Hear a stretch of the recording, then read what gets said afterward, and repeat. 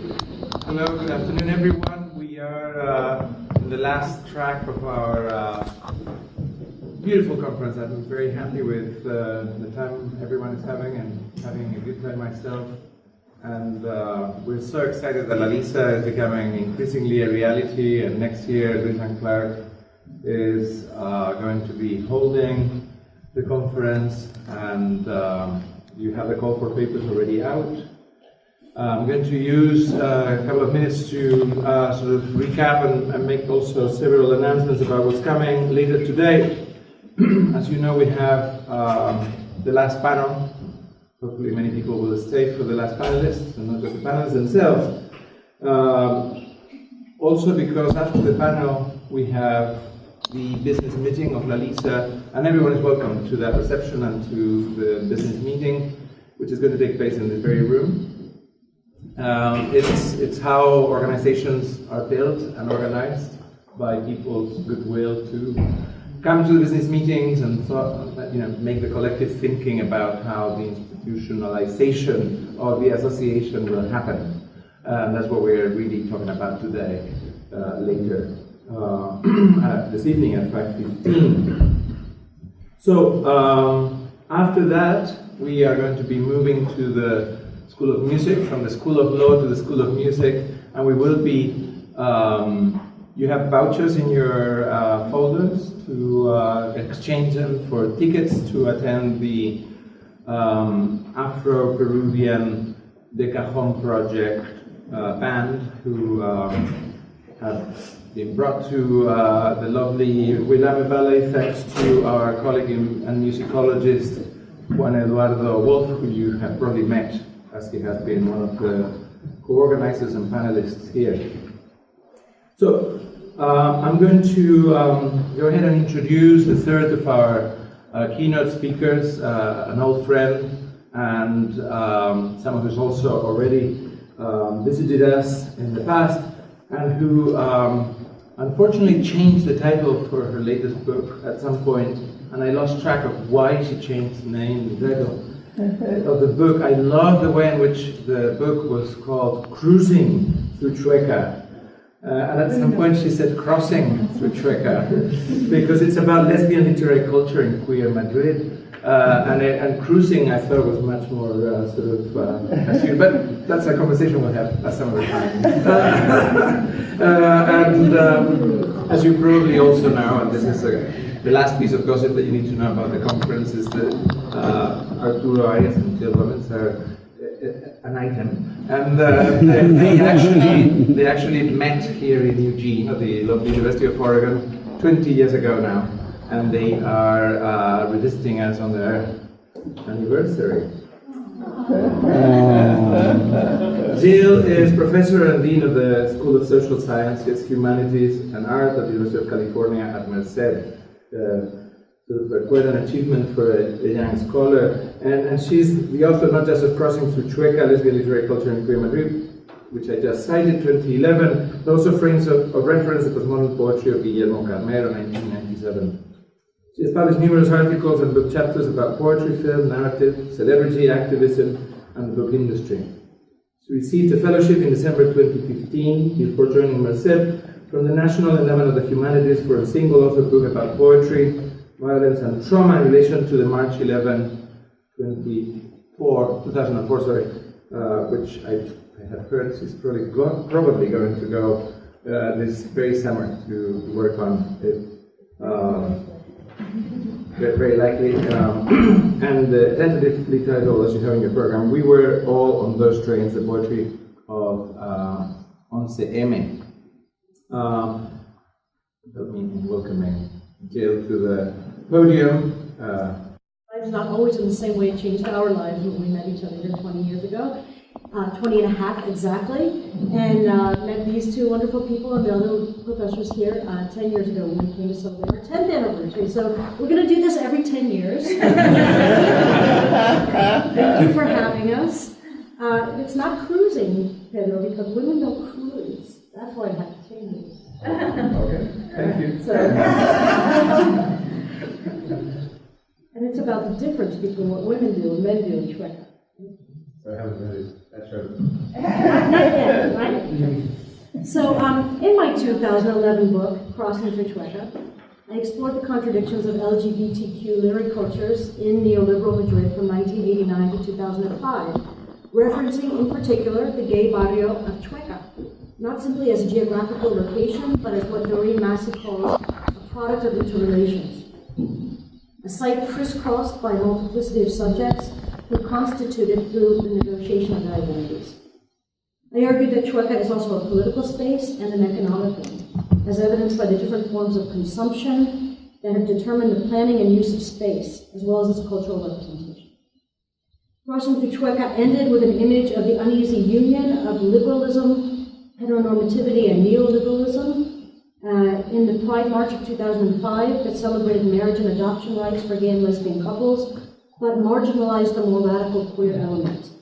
This group has now emerged as a force to be reckoned with in the Orgullo Indignado, a movement linked to the broader socio-political phenomenon of the Indignados. So my current book project, which hopefully my provost will let me finish revising, if he doesn't take that NEH. My current book project, We're All on Those Trains to Portrait Once M.A., continues to look at the urban space of Madrid, this time focusing on the March 11, 2004 train bombings known as Once M.A. that gave an initial impetus to the Indignados phenomenon. My study revolves around the poetic texts that were left at the spontaneous shrines erected at the bombing sites, published in books, newspapers, and anthologies, incorporated into monuments, stored in archives, and or posted on blogs and other electronic forums. An analysis of these texts, I argue, reveals the contradictory cultural forces that underlie notions of national identity, economic transformation, the role of the media, and the social contract in Spain today. Let me give you a little bit idea of what the book looks like. After an introduction that addresses questions of trauma, memory, writing, and the particular historical, political, and ideological context of the Madrid attacks, the book is divided into 5 chapters.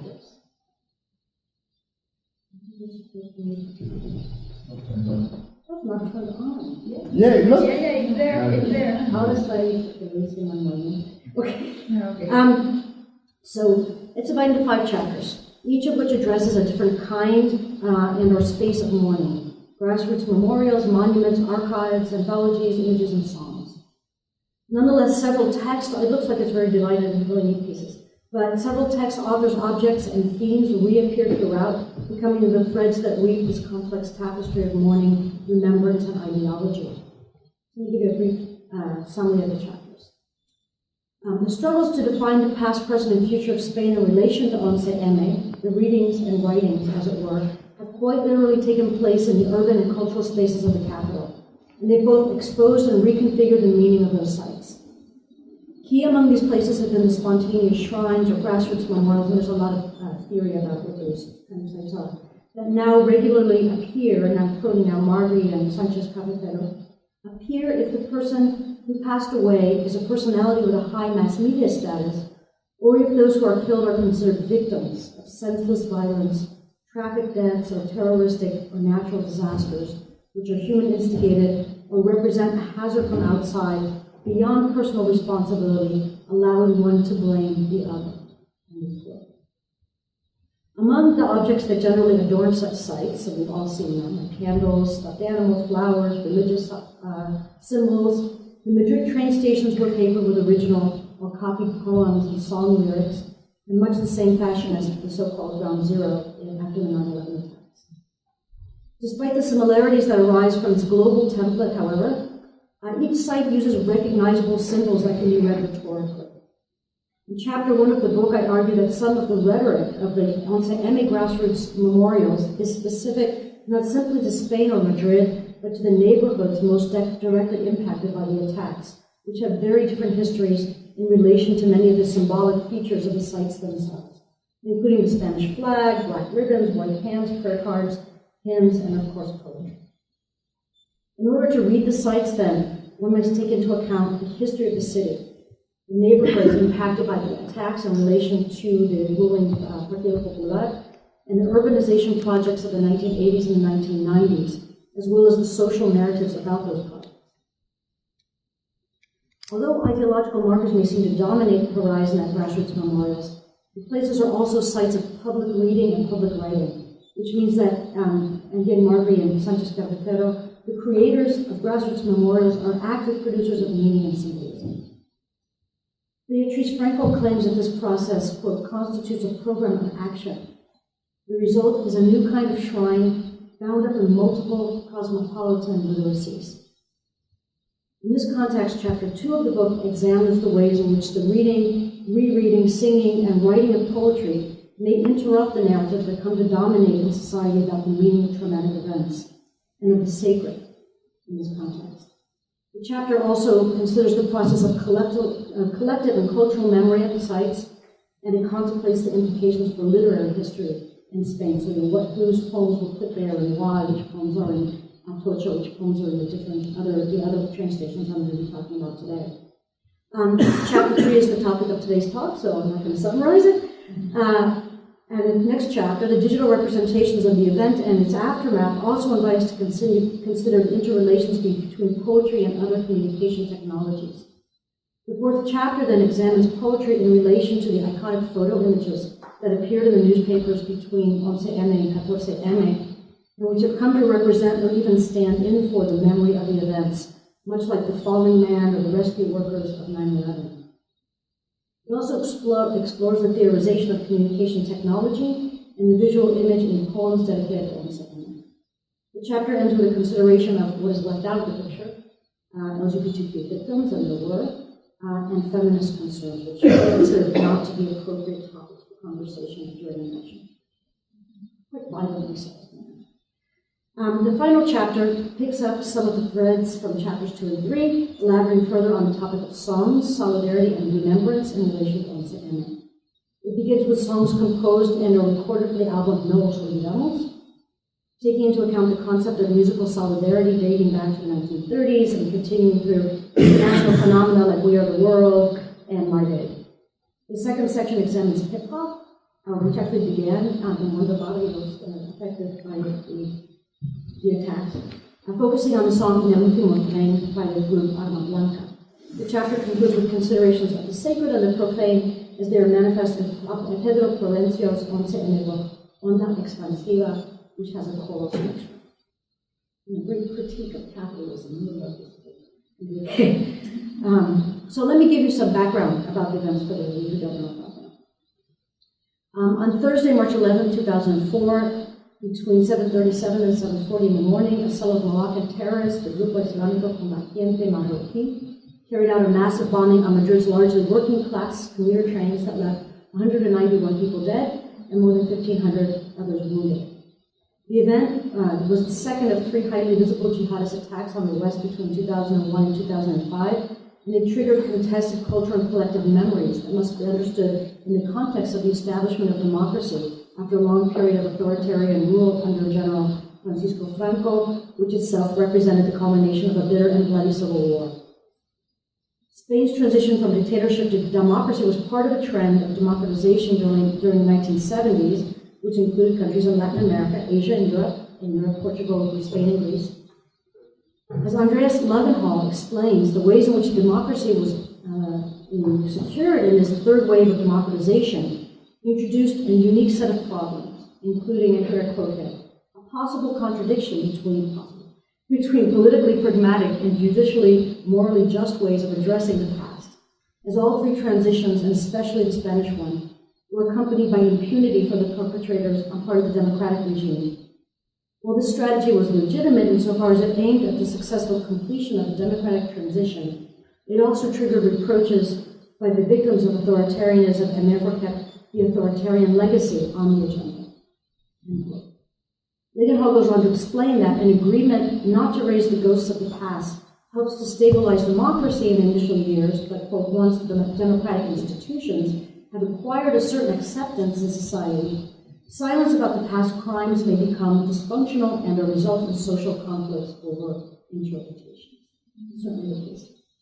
Thus, in Spain, the transition to democracy after the dictator's death, accompanied by the so-called pact of silence about state crimes under his regime, did not resolve the conflicts between the perpetrators and victims of the post-war period. Because the perpetrators have never been prosecuted, the mass graves of the victims have only been partially exhumed, and no public apology has ever been issued to the victims or the heirs of repression. We see the kind of dysfunction and social conflict that Levenhall describes emerge in the political response to the 11M bombings, which occurred 3 days before national elections in Spain. The ruling party at the time of the attacks was the right-wing Partido Popular, the heir of the Francoist party, the Alianza Popular. Its strategies for addressing the crisis clearly gestured toward concerns regarding national unity in the face of internal separatist terrorists, a legacy of Francoist politics and ideology.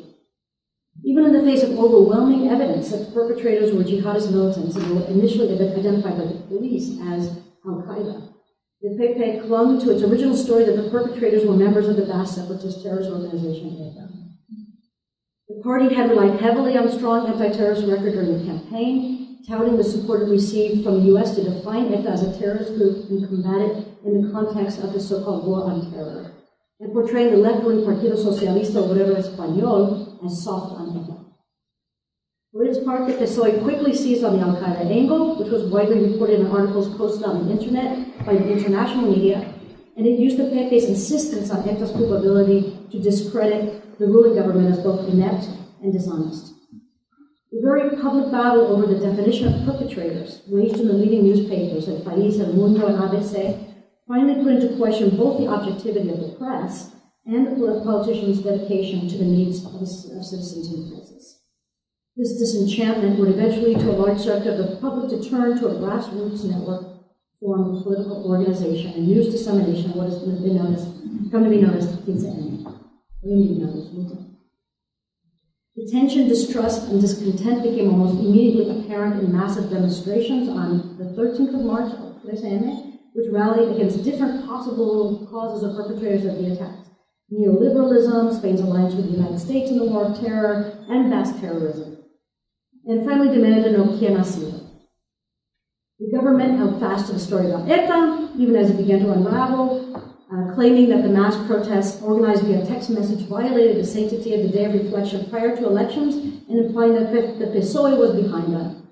The police investigations and subsequent trials have sought to bring closure, but the continued conspiracy theories, including those proffered by PP lawyers during the trial of the attackers, the annual commemorative events, and the dedication of monuments, far from healing the rift, have only deepened it.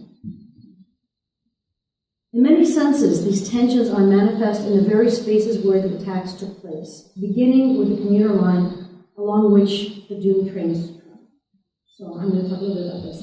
This line had been constructed thanks to the urban development plans of 1985 and 1997. So here you see 1982 Metro Plan, and here you see what the Metro Plan looked at for these two plans have been accomplished. So quite an increased level of complexity in public transportation.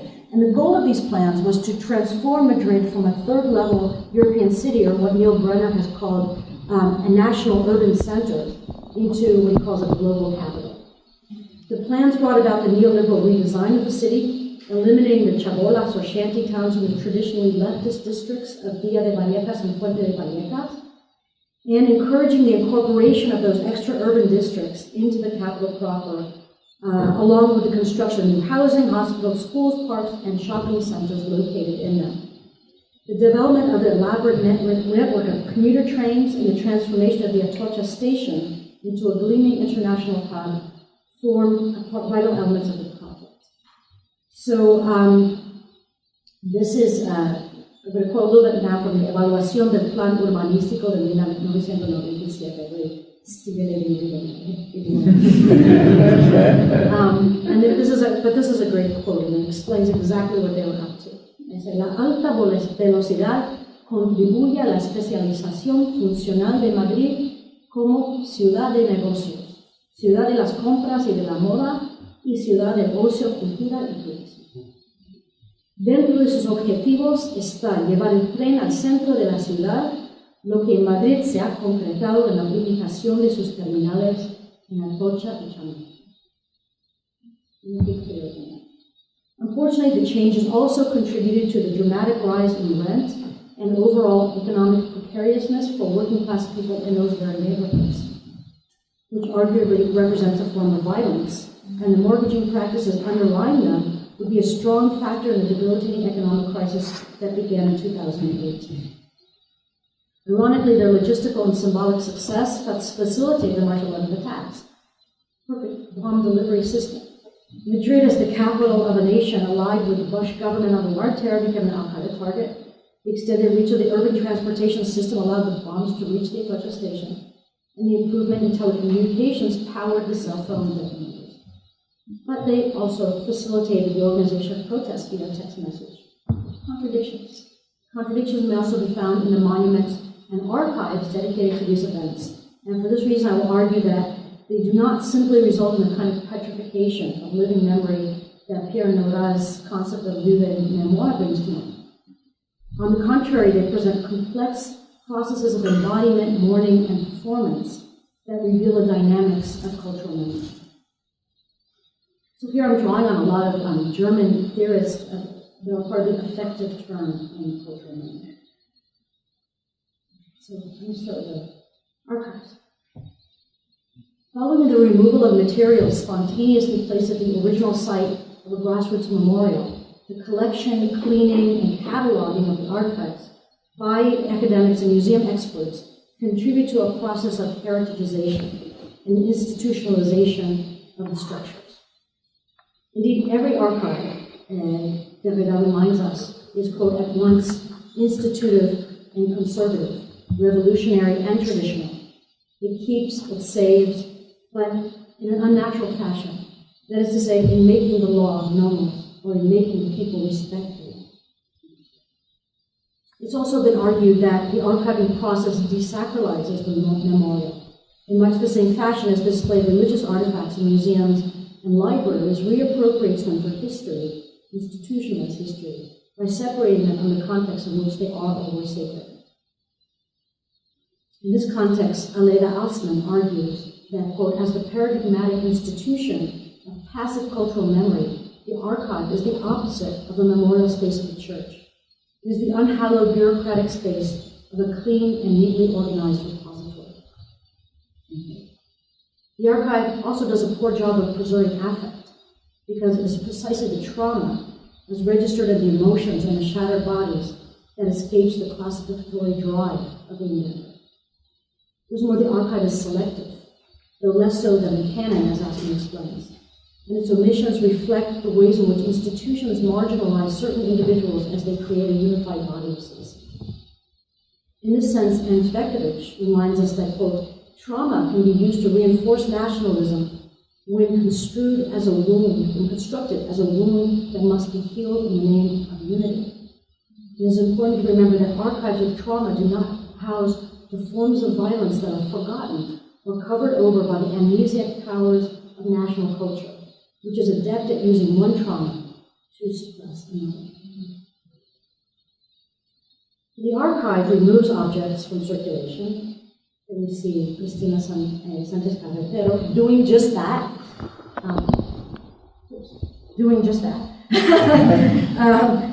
But this archive of mourning, which was created from all the objects from the grassroots memorials, is now housed in a small library. And we use Pedro's pointer. It's in the back of in the back room here. I'm just going to point, so I can't use Pedro's pointer. Well, far to the back of the train museum. So this is,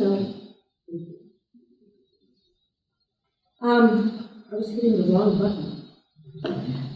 Anyway, so it's located in the back of the train museum, located in the working class Delicias neighborhood, not far from Atocha.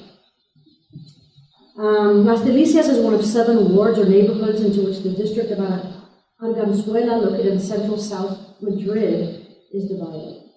As with most libraries in Spain, the stacks are closed, and investigators must obtain prior permission to access the materials of the archive, which the staff of the library brings out to the table. So it's a nice small little table, very intimate space. But the library itself is open to the public, and it's often visited by parents and grandparents with small children in tow, who come to look at the materials in juvenile literature on the shelves. These individuals sometimes encounter a scholar like myself, leafing through archival materials, and made us chance upon the documents and objects that had been stored away.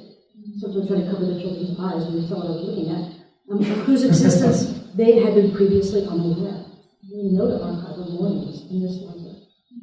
All this does not necessarily imply, however, that the archive's founders and employees are entirely removed from the original traumatic event, or that they view their endeavor from a cold, distant removal. Now I'm going to bring Christina. Rather, we might see in their work the kind of contradiction that Avery Gordon discusses in relation to sociology in her book Ghostly Matters, Haunting and Sociological Imagination, when she describes how she came to, quote, understand the real as an effect, as something produced, as an affective relation between analyst and analyzed, between I and it, or them or you, end quote. Indeed, when I consulted the archive, one of the librarians shared with me his own, in between trying to help me correctly photograph the text, he had a lot of advice, he was very good. He shared with me his own experience of the 11M attacks, including the ways in which it personally impacted all of the library and museum employees. They're all employees of benefit. In a similar fashion, Cristina Sanchez Carretero's introductory essay to her edited volume of anthropological studies related to 11M combines an objective scientific approach with a description of its effective roots and its intended social effects. De alguna manera, el ir a las estaciones para documentar lo que estaba ocurriendo era también la forma de responder desde nuestra profesión a una necesidad de acción ante una situación traumática. El dolor ante la muerte es un mecanismo que puede dar lugar a acciones muy diversas, incluyendo el inicio del proyecto de investigación. What we see here, and what I felt in my own research in the archive, was, again, in the words of Avery Gordon, we turn toward, quote, the place where our discourse is unauthorized by virtue of its unruliness. The detour takes us away from abstract questions of method, from bloodless professionalized questions, toward the materiality of institutional storytelling, with all its uncanny repetitions. The detour takes us away from abstract questions of method into what lies outside the meta-discursive talk about method, which is, well, our involvement.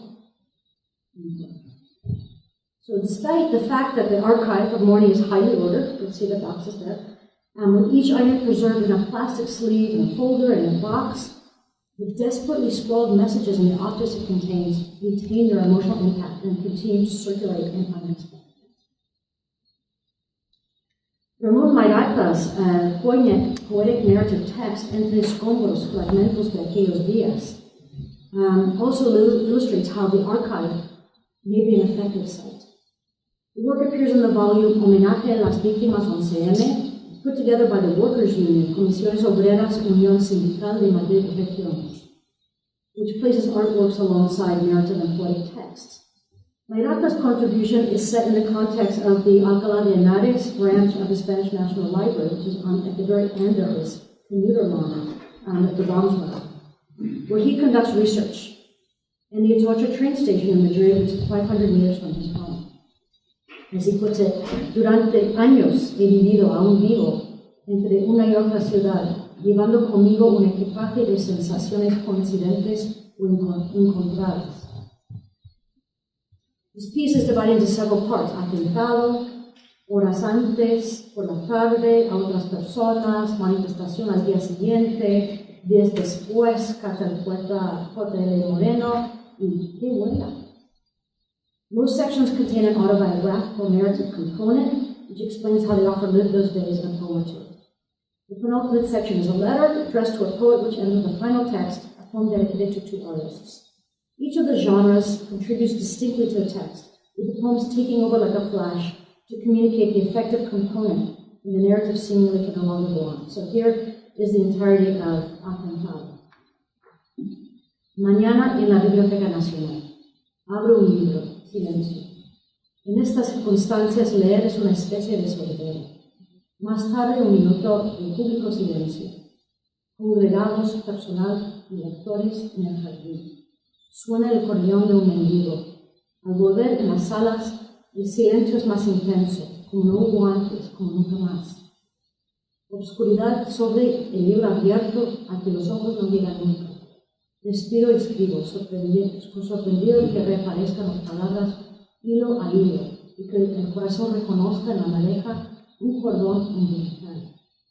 Vivimos en un estado eléctrico, un cable desollado que transmite a la piel todo lo que acontece. Aquí la realidad parece desconectada del resto del universo, pero esta vez no es así. El muchachito de la sección de publicaciones periódicas, tan amable, no ha acudido hoy a trabajar. La familia llama una y otra vez angustiada. Y una de las azafatas, aquella que tiene un risueño acento francés, tampoco ha llegado. A medida que pasa el día, la firmeza de la tierra se cierra a la espalda del letargo que acoge a los muertos. Oscura y pequeña, como una almendra que no puedes tragar, te asusta la severidad de tus pensamientos. The first section seemed to allow the speaker to give some order to the emotions that come upon him, and that's one of the effects of poetry and traumatic writing, that analysts theorize. So he allowed me to order the emotions, and then I step out of the immediacy of the trauma, the shock of his realization that people he sees every day and night have suddenly disappeared forever. The effect of the entire text is to convert the library from a mere repository of archival documents into an effective site, characterized by the interactions among the people working there in various capacities, bound together by the threads of memory. So now I'm going to turn to the monument. Although only 3 of the 10 bombs exploded in the Atocha station, the world's attention fell and remains there, with the other locations almost completely forgotten. I'll therefore begin my discussion of monuments with Atocha and the other sites in the city and province of Madrid that are associated with cultural heritage, and thus with the distinguished global image that the architects of the 1997 urbanization plan hope to project to the world. The grassroots memorial inside and around the Atocha terminal building will be moved in June 2004 by petition of the workers in the station and replaced. They couldn't stand to go to a place which was like going to a cemetery to work. And it was replaced by a computerized Espacio de Palabras, which remained in place until 2007. The technology of the electronic site, could be seen as dramatically altering the act of writing there. Since rather than reading people's discourse and then adding to the chorus of voices like you do when you're writing like in a palimpsestic manner on the texts that are posted, people wrote on other people's texts and on the walls themselves. Instead of doing that kind of writing, visitors instead interact with a computer screen and keyboard individually or with small groups of family members or friends. This kind of writing also requires a certain degree of computer literacy, minimally the ability to type, whereas even an illiterate person could leave an object at the original sites. Even those with the capacity or capability of writing on the computer, however, lose the kind of physicality that handwriting involves, and the particular textures and connotations of writing materials. One of the pages that people wrote on were pulled out of notebooks or textbooks, or they were medical prescriptions and things like that. So we lose that sort of materiality.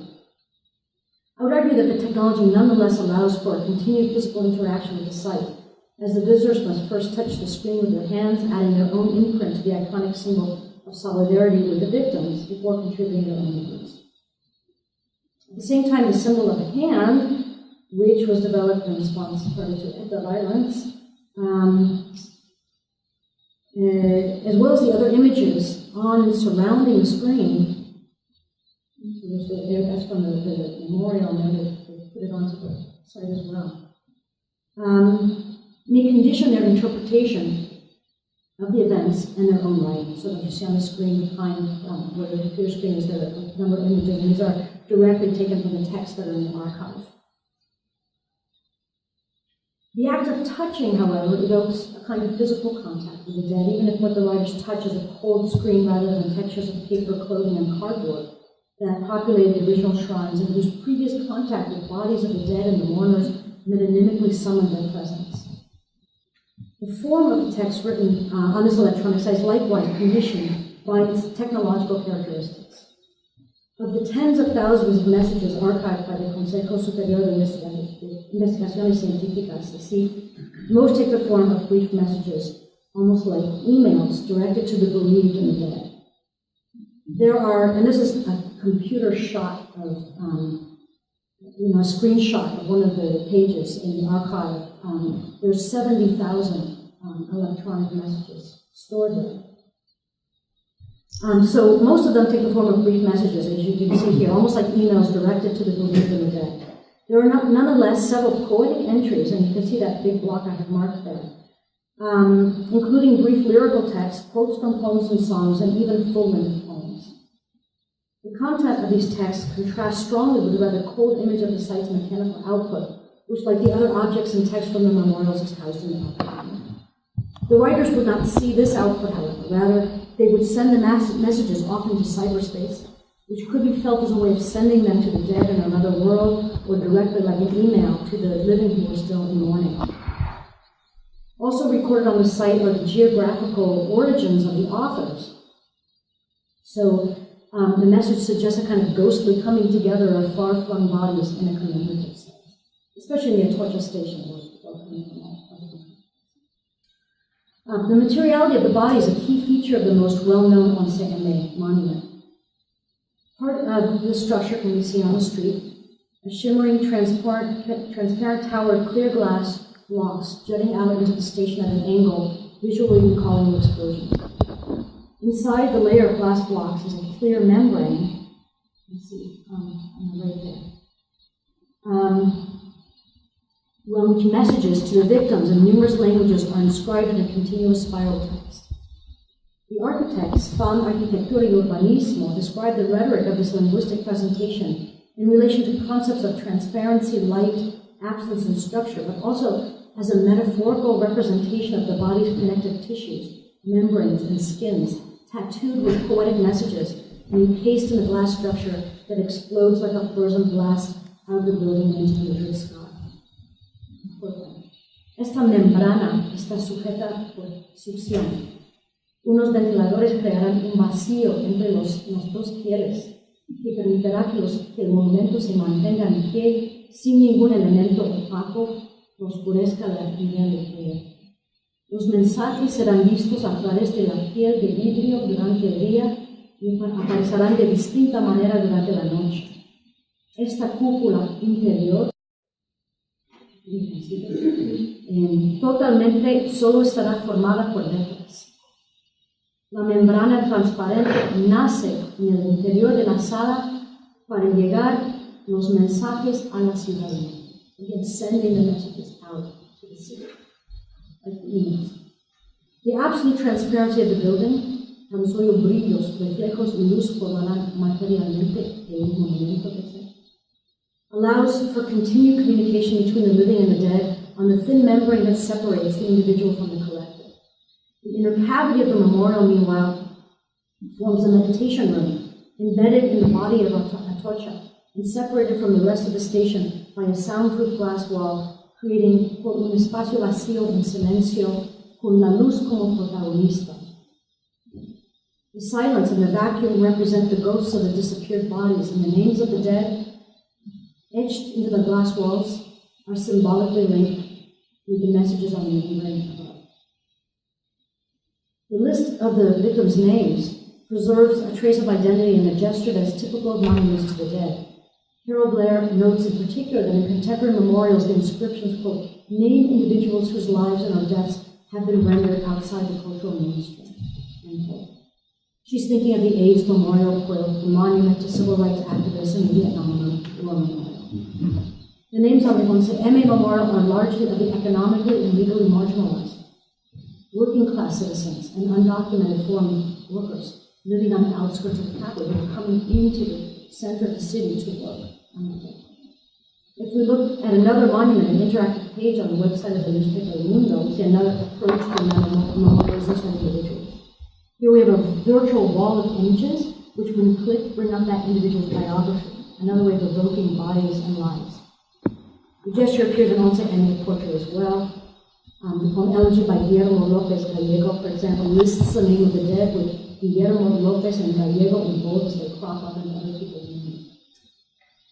Likewise, 2 books of poetry, Juan Castillo's Dolor de Luz and Pedro Provencho's Onda Expansiva, dedicate a poem to each of the victims.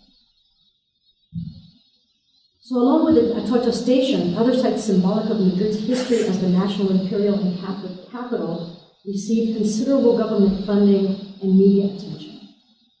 For example, the Bosque de Recuerdo, with 1 tree for each of the dead, is located in Retiro Park, a space that was created by Isabel la Católica as part of a monastery, but became a palatial garden during the reign of Felipe II. It's at this silent memorial that the Victims Association, that's mostly tied to the conservative Partido Popular and anti-ETA sentiment, the Asociación Víctimas del Terrorismo, holds its annual memorial ceremony. So even where the ceremonies are held is divided by class and ideology. Alcalá de Henares, the birthplace of Miguel de Cervantes, is also a historic site associated with Spain's imperial past, designated as a UNESCO World Heritage Site in 1998. The original location of the Complutense University is the home of the Universidad de Alcalá, the Archivo General de la Administración, and the Cervantes Institute, which promotes Hispanic culture. None of the bombs exploded in Alcalá, but the commuter line along which the train exploded had its origin there, and the city was thus affected by the attacks. In a small square outside the station, which has been renamed the Plaza 11 de Marzo, we find an enormous abstract sculpture and a column listing the residents of the city who perished on the Jumbo commuter line. The monument also includes this group statue, you see from behind and here from the front, which appear to be typical Spaniards, although the victims include immigrants, and the station itself is located in an immigrant neighborhood. And that is so normalizing everyone into this Spanish body. So monuments to El Pozo de Tío Raimundo and Santa Eugenia. Distant and distinct from the sites associated with cultural heritage, the train stations and neighborhoods of El Pozo and Santa Eugenia have remained largely invisible in the official acts that recognize those affected by the bombings. This neglect extends to the benefits accorded to the victims, among them the construction of monuments, which have only been erected and funded thanks to the determination and concerted effort of people living in the neighborhoods. This is El Pozo, and you can see it was bomb went off in that station. The abstract, concrete monument to the 11M victims in El Pozo, designed by the architect José María Pérez González Paíres, and inaugurated in 2011, towers above visitors to the site. Looking through the structure from one end of it, you feel the power of an enormous train. But from the side, you can see that it's a train that's been broken into pieces, like the trains themselves on a fateful day. The static monolithic structure is bathed at night in soft light and surrounded by the flowing waters of a fountain, suggesting the continuity of life, with death looming in the midst.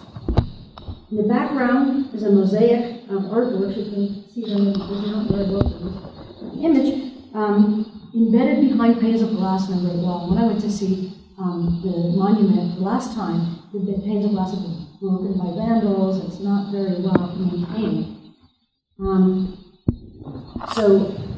These are artworks by the painter Juan Genovés and the graphic artist Roto and Forges, embedded behind panes of glass in the great wall. Some of these pieces also appear in the collaborative book edited by Comisiones Obreras, which I mentioned earlier, along with the text by Ramon Mayrata and other well-known writers like Luis Antonio Villa, Nacho Puente, and Luis.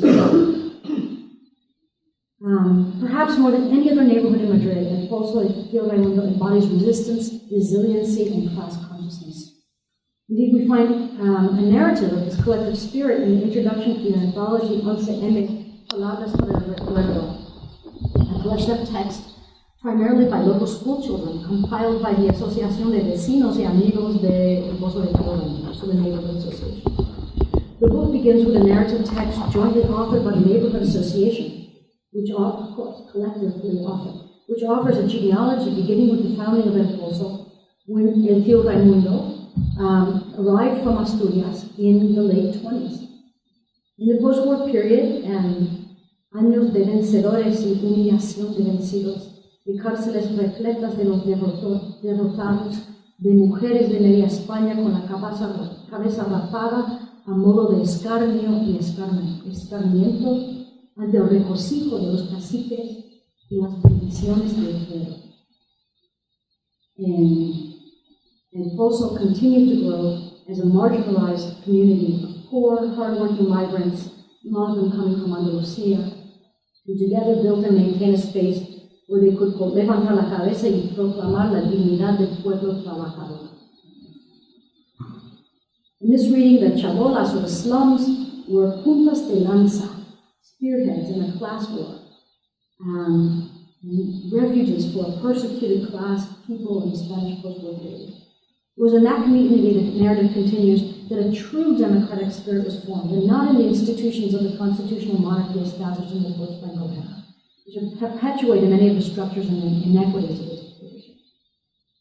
Far from the image of filth and delinquency that justified the dismantling of the chabolas, the last of which fell in 1986, this text highlights the intellectual and political nature of residence through the 1960s. As the introduction explains, poetry, and particularly social poetry, played an important role in the process. Not surprisingly, then, many of the texts in the collection reflect concepts of democracy, solidarity, and class consciousness. Ruben Sanchez, a child in the 4th grade, writes of how the Spanish people protested the decision of then-President José María Aznar to intervene in the Iraq War. Another poem collectively written by 11-year-old children in the 6th grade decries the death of innocent people due to the ill-fated error of the president. Gente inocente muere por el error del presidente y familias deprimidas lloran en sus niños. Cristina Maceda, another 11-year-old, writes of solidarity leading to a peaceful world. Another poem likens the dead to a defenseless flower destroyed for the sole reason that they belong to the working class. Echoing Neruda's explicó algunas cosas from his 1938 anti-fascist book, España del Corazón. And I'm going to quote this text. El buen quehacer de unas gentes quedó marcado en tragedia. En la frialdad de la noche, con desmesurada violencia, desgarrarse en las entrañas a tanta flor indefensa, que solo mal cometieron el de ser de clase obrera. Un funesto 11 de marzo, teñida quedó la mierda por la sangre derramada de una silenciosa. The author, Cruz Moreno Aranda, wrote the poem on March 26, 2004, when he was a student in Padre Mariana Public School, located in the neighborhood of Entre Dias, another stop on the elevated commuter train line. It's written in the ballad form, 8-syllable lines with accent rhyme and even verses, symbolically placing its young author in the traditional role of the minstrel, declaiming his verse in the public square to a popular audience. Using this poem to recount the violence that the working class suffers, he recalls the tradition of Lorca's Romancero Gitano. The allusion to Lorca, which was assassinated by right-wing nationalists in 1936 at the beginning of the Spanish Civil War, also appears in the poem's final lines. Si somos hojas caducas, cuando el viento nos sigue. Keep in mind the last lines of the Guillermo for Ignacio Sanchez in the fields. It's worth remembering in this context that the repression of the post-war years also had a cultural expression in the censorship of authors and aesthetic tendencies, including those, of course, like Lorca and Miriam. So, last transition. Elsewhere, frustrated by the lack of material support from the Popular Party government of the community in Madrid, and angered that the victims of the poor communities were not consulted in the design of the other sites at all, the Neighborhood Association of Santa Eugenia raised money to create its own memorial. The work was completed in 2007. It seems to be not a fully effective remembrance. The small statue is not prominently displayed on the grounds of the station. It looks huge here because of how I took the picture. But it's across the street in an isolated weedy patch. It doesn't look weedy here because it was pretty recent. It's really just abandoned across the street about this time. Nonetheless, the residents hold commemorative events at the site, including an annual memorial ceremony with local school children. In 2012, for example, they left flowers and sang a well-known pop song, No Dudaría, by Antonio Flores, whose theme is anti-violence. Flores, born in Madrid in 1961, was the son of singer Lola Flores, who interpreted the Franco-era prototype of the Andalusian gypsy in numerous films, and his father was Roma guitarist Antonio Gonzalez. Although Flores might have easily lived isolated by his parents' wealth, he instead immersed himself in life on the streets, and he was a popular figure with residents. What is more, as stated earlier, immigrants fleeing extreme poverty in Andalusia had flocked to the neighborhood surrounding El Pozo and Santa Eugenia stations during the dictatorship, so the choice of an artist with strong roots in Andalusia is not surprising. In addition to the exclusions that archives and monuments produce, an essential dilemma underlying many of the institutional responses to violence is that their definition of the dead as victims and the attackers as terrorists may be used to justify future violence. This kind of thinking has underpinned the global war on terror, as we so clearly see, which has eroded civil rights and undermined national and international law, as well as national sovereignty, even as it has sought to defend nations and their citizens from external threats. Indeed, it was arguably Spain's participation in the preemptive war against Iraq that precipitated the March 11th bombings, which in this context would be construed not as an act of terrorism, but as an act of war. We know, of course, that the U.S. drone attacks alone, justified by 9/11 and the failed Iraq War, have killed many more civilians, including hundreds of children, than the 11 bombings. Within Spain itself, meanwhile, the official gatherings at the monuments and memorials have been opportunities for political speech-making that turns the victims' groups against each other, negating and thereby exacerbating the pain of many people affected by this act of violence, whose wounds, literal and figurative, have not healed, in some cases never will. Despite these disputes linked to the origins of archives and monuments and institutional and political practices, the various acts of reading and writing in archives and monuments resist reductionism, preserving to some degree the effective link to traumatic events and their passion.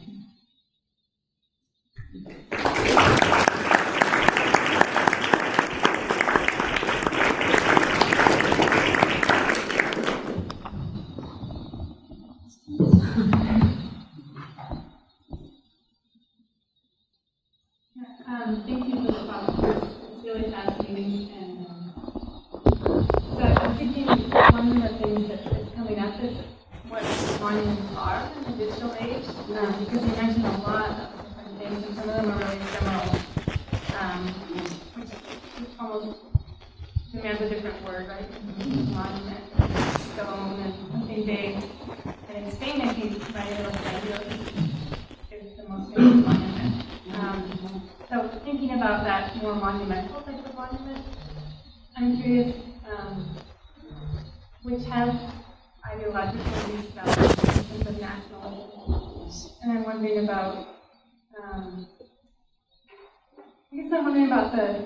the more permanent and the bigger monuments that you mentioned, how they engage or close off Spain's nationalism, and if there's a tension there with different kinds of nationalism in Spain. Yeah. And I'm also thinking with the same question that these are years when Spain is still very much a country of immigration. Yes. So just I'm curious about how the issue of nationalism. Yeah, that's a great question. It is something that I can talk about in a minute, because first of all, the construction of, so discursive construction of 11 as Spain's 9/11, in Madrid as the center of Spain, Madrid as the heart of Spain, as an ideological construction to begin with. And so Spain has been attacked in its heart, Madrid is its heart. It's a single body going back to Ortega, right? And it was the head in Ortega that's the heart here. Is a very nationalist construction, and so there's the response, the multilingual response comes out more in anthologies, which I kind of talk about as kind of archives and monuments themselves. One of the anthologies was a multilingual anthology, and the other one was a monolingual Castilian anthology, and so there's obviously two different constructions there. What is the voice of Spain and how is it heard? But the multilingual one talks about the four languages of Spain, and so then, of course, we're also excluding all kinds of other voices. And particularly, given the number of victims, the number of the dead who were not Spanish at all on that train, that construction of this event as a national tragedy is also ideological, right? So after Spaniards, the biggest number of victims on the train were Romanians, right? And there's a lot of anti-Romanian sentiment in Spain, and even around 11M, there was a silence of a couple of witnesses who came forward, a couple of women who came forward, who were covered in mundo very violently as liars, because they were presenting the attack as not ETA, right? And they said their husbands had been there, and they were saying they were liars, because they were Romanians, of course. We know that all Romanians are liars, and immigrants are liars. But there was footage, that footage from inside the Atocha station, the video footage, which is devastating when people are going up on the escalator, when one of they turn around to see the bombs, and another bomb goes off and they disappear. It's a horribly affecting video. But in one of the tapes in the station, there's footage of the husbands of those women proving that they were actually there. But the fact that those voices are silenced because they're not giving the correct line, and they're not really Spanish voices, that shows you also that ideology of this as being a Spanish tragedy. And again, you see that in those statues in Alcalá. They're just Spaniards, and most of the people affected were not. So I don't know. The event has been used very much by the PP to promote a certain kind of nationalist line, and that nationalist line is an anti-ETA line, and the only victims of terror are the victims of ETA. And if you're going to say this is an ETA act, you're not Spanish, right? You're not really Spanish. To the extent that the head of the association that got that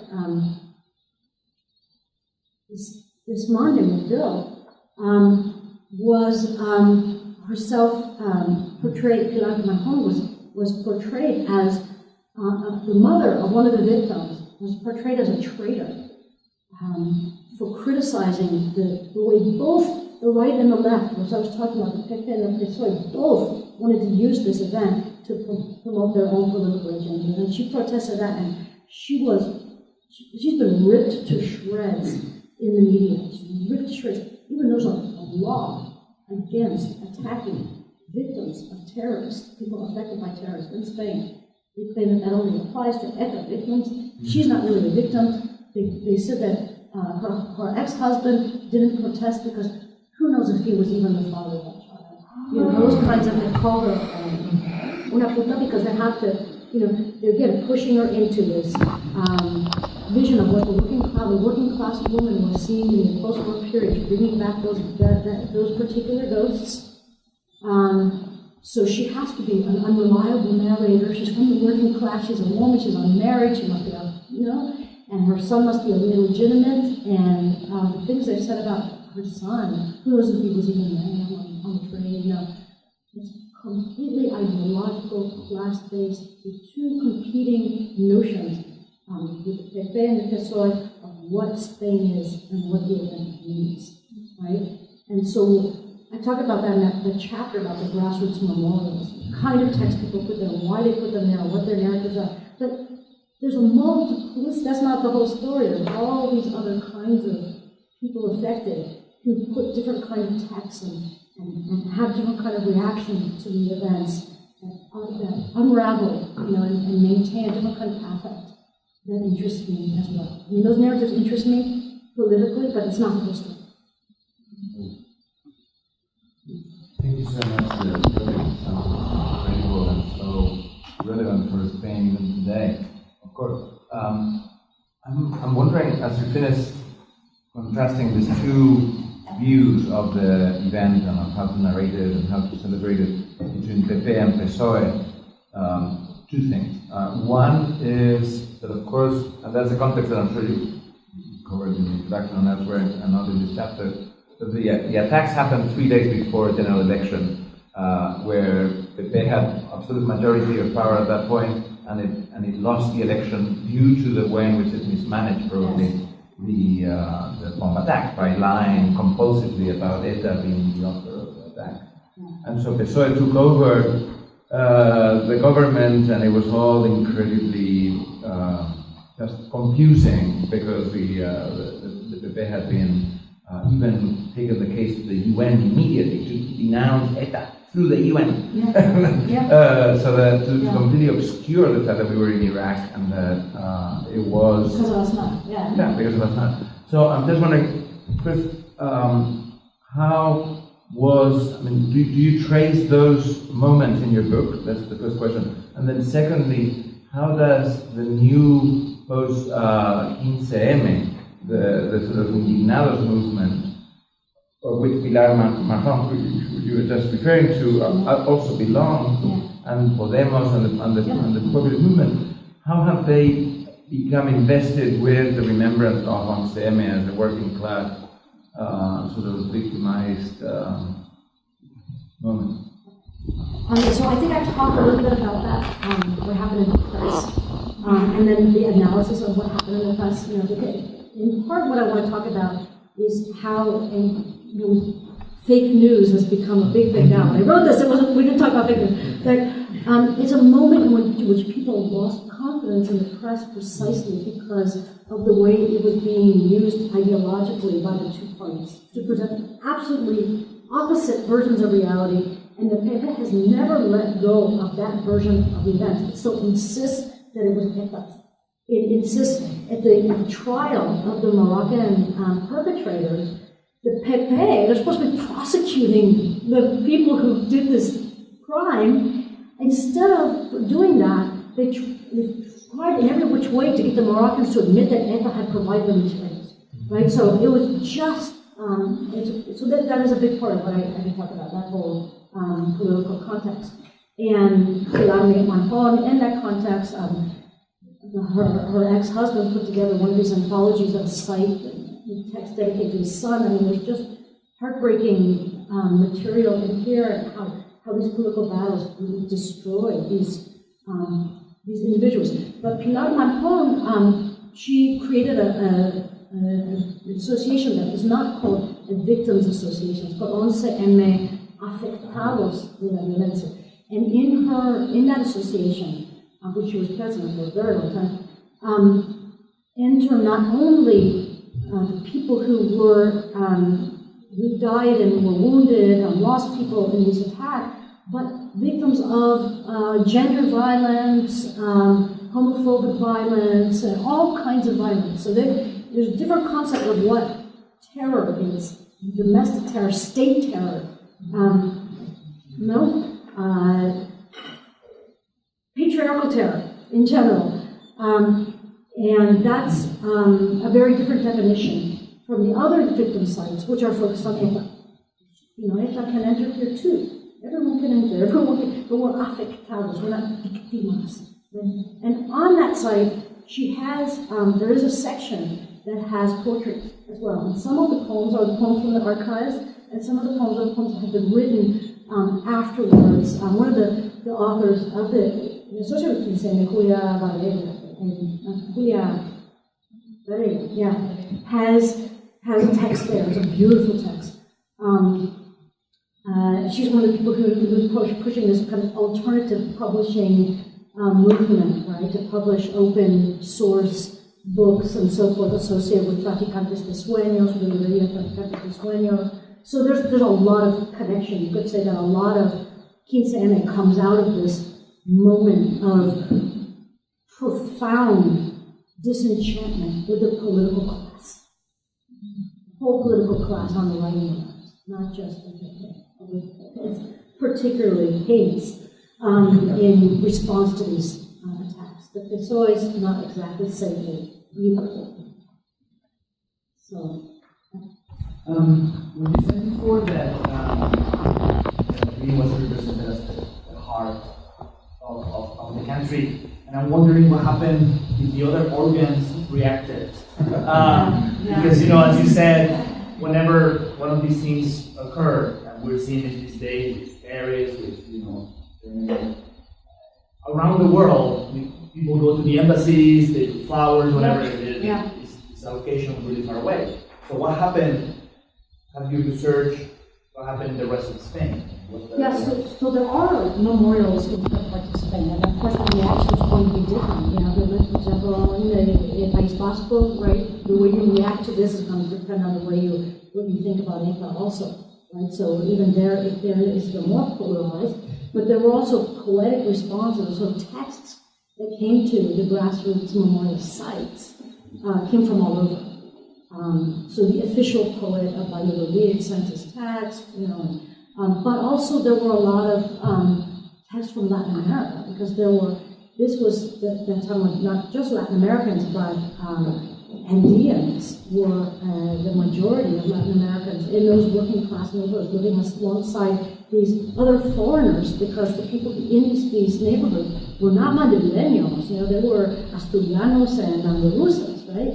In the majority. And then you've got the Bolivianos and the Peruanos and the Ecuadorianos, right, who are the other big groups of people there. So you do have texts coming from all over.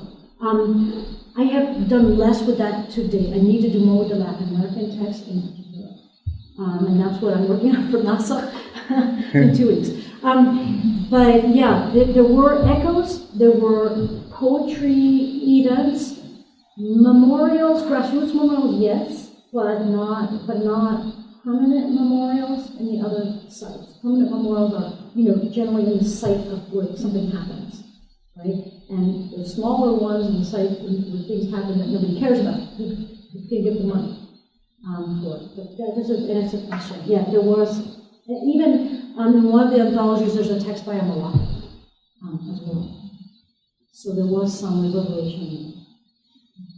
I'm curious, a friend who was in the culture, he was in the culture when they just come off the train, and the bug didn't hit him physically, but he was traumatized, of course, by many people. And he did something that I wonder if he documented elsewhere. I think, like many foreign nationals who were affected and who claimed they were affected by it, they were offering a path to citizenship. Mm-hmm. Yes. He turned it down because, and he explains that he thought it was being somehow instrumentalized to do an offer, and even though he's a Mexican national, he's going to benefit from that. And I wonder is that something that he found elsewhere or documented otherwise? There's something like said yeah, and there's some unevenness there. So what I was talking about earlier with the Romanian women, they were precisely trying to claim citizenship, and the government was saying your husbands weren't really there, so you're not going to get it, right? And they had to prove in a more. So some people have to prove in a more material way that they were there. The inmigrantes deseados y no deseados, I guess you could say. He just couldn't be bothered. He felt that it was cheap or probably being offered citizenship just because. And there's also been uneven compensation for people who were left with disabilities. That's something that's very little talked about, is the question of disability in relation to this attachment. The dead and the mourning, right? The gone, but not the people who have suffered permanent injury. Well, first I just want to say this, just reiterate what others have said. This is a very smartly drawn out project and super interesting, and I mean, just the organization of it is really impressive to me. I happened to meet one of the architects of the Atocha monument, and these guys are all in their 20s. They were shocked when they won it because they just formed this architectural firm. They put in a bid and they won the competition. And the way that he explained, he explained what their thought process was in designing it. One element, though, in the meditation room, it's pressurized. It's a vacuum drawing up. Yeah. Part of that is that it's sealed off by the glass doors so that it sucks you into the room, and then it's hard to push out. And they wanted to replicate the percussive effect of the bomb. Wow, do you have to contact with me? I do not. I could probably find it for you. Because that's really fabulous. I didn't know that. And I think it gets me thinking to a lot of the other comments that you've made. I wonder a couple of things. One, how these monuments play with the body, like as a kind of actual material body. do the other monuments, whether they're formal or informal, do they also kind of draw the body in or play with it? But more importantly, how do we think about monuments and mourning in those kinds of, corporeal affective ways, above and beyond maybe just the political order of things? Right. Yeah, that's what I was trying to bring in to my study of monuments, that there is an effective component, even when it's not apparent. This one, the one in El Pozo, I find it kind of overwhelming. It's huge. You can see the size of the people next to it. So if you're at this angle and you look through it, it just looks like a train, right? And the fragmentation comes from this side. And then I really like the dialogue with the artwork. But monuments also become invisible to people who pass by them every day. Yeah. So I would say when I was there, the only person looking at it, whoa, wow, fascinated by it, and everyone else, going on their way. So, it's alive. I don't know. For me, passing by it might be overwhelming. It might be just maybe you live something. It kind of depends on your experience and the fountain going around it, of course, the sound. I can't capture the sound in this image, but the sound is also important. The flowing of life. It's not just kaboom, right? Life continues, and the connectivity continues, and there's some social cohesion. This is not where people put their texts in the grassroots memorial, so they put them more closer to, it's like a wall. It's a very ugly wall, but it has fabulous texts on any Spanish flags. No black ribbons, no Spanish flags, no white hands. It's all class discourse, and it's all going back to a lot of Spanish Civil War, but also class-based struggle worldwide. So that kind of rhetoric is interesting. I got off topic there at the end, but people can still dialogue with them. That's what's important to me, to still be able to have a relationship with them. I don't know who was first here. I'm going to go in this order. One, two, selecting the community proposals are very public and was discussed with the press. That relatives have something to do with it.